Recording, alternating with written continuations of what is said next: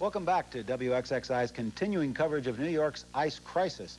In this abbreviated edition, we're joined by Dave Laniak, Senior Vice President of Rochester Gas and Electric, and Peter Schrader, an independent insurance agent.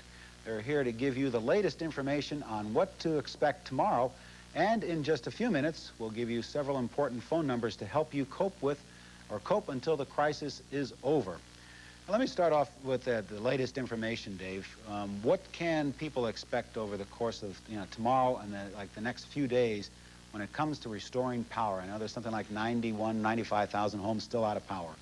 At 9:30, or not 9:30, but at 3:30 this afternoon, the count was 95,500.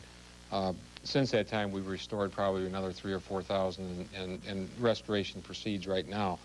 What people can expect tomorrow is that they will see in the areas that we've targeted our crews in intense activity.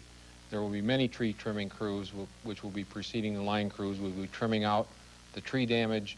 Our lines will be removed where they need to be, and then the line crews will be following them, restoring the facilities, and after that we will be energizing. One of the things that people have been asking me is the fact that they don't see much activity. The fact of the matter is we have well over 800 people now in the field doing restoration work. These are linemen and tree trimming crews. In addition to that, we have some 500 support people that are either in the office or bringing material to these people, fuel, providing the support services that an 800-man field force requires. However, this storm, unlike any other storm that we've had in the area, just literally has affected every area that we serve.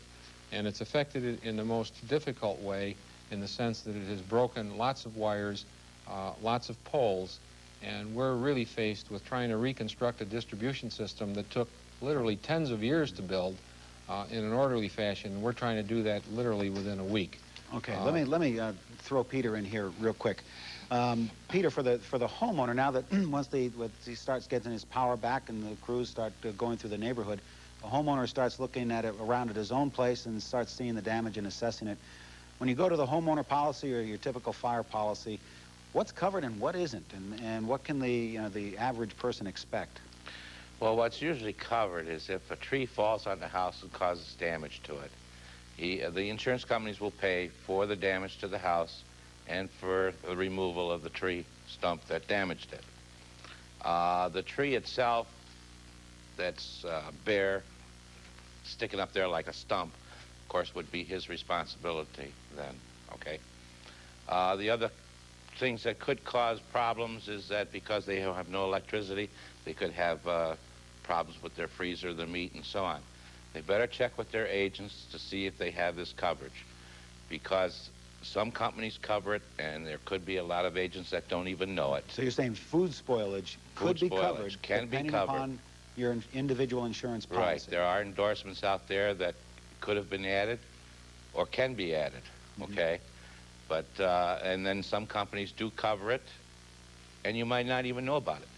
We found out today that we have coverage for some of our people, which we didn't know. What about damage to, structural damage to homes, other than, trees falling? Is, let's say ice damage, is that going to be covered if the homeowner finds that they have problems? Or is that something that...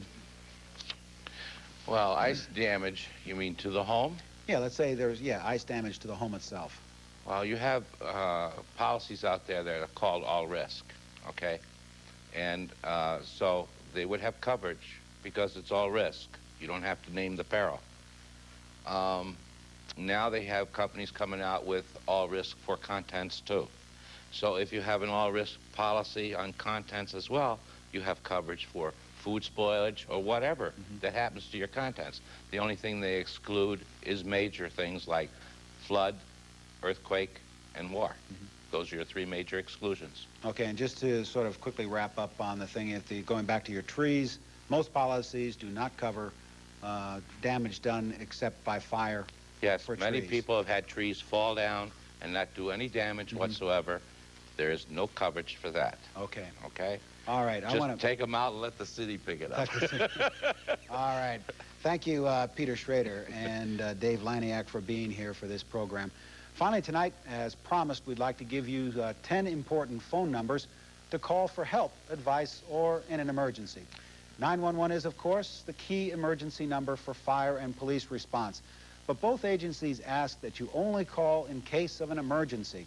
As our weather turns colder tonight and tomorrow, the American Red Cross offers information about shelters available in your area.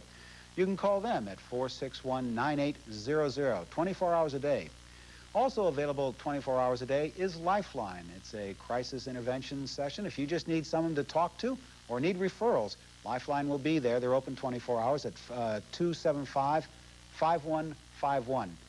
If there's a down power lines or if you face a gas emergency, Rochester Gas and Electric can be reached at 546-1100. If you can't get through, the best advice is keep trying. The city's Environmental Services Department can be reached at 428-5990. The city will not be collecting refuse this week. Officials are also asking that you leave debris and cut limbs on your property and not in the street or driveways. For general advice in Monroe County, you can turn during business hours to the helpline at 274-8181. To repair commercial or residential phone service, Rochester Telephone can be reached at 777-111 day or night.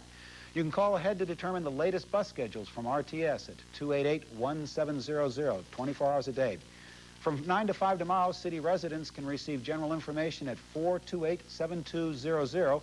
And finally, the County Health Department can be reached during business hours at 274-6000. After 5 p.m., calls can be made to 274-7100. Well, that's all the time we have this evening for our continuing information, for continuing information. Stay tuned to our sister stations, AM 1370 and FM 91.5.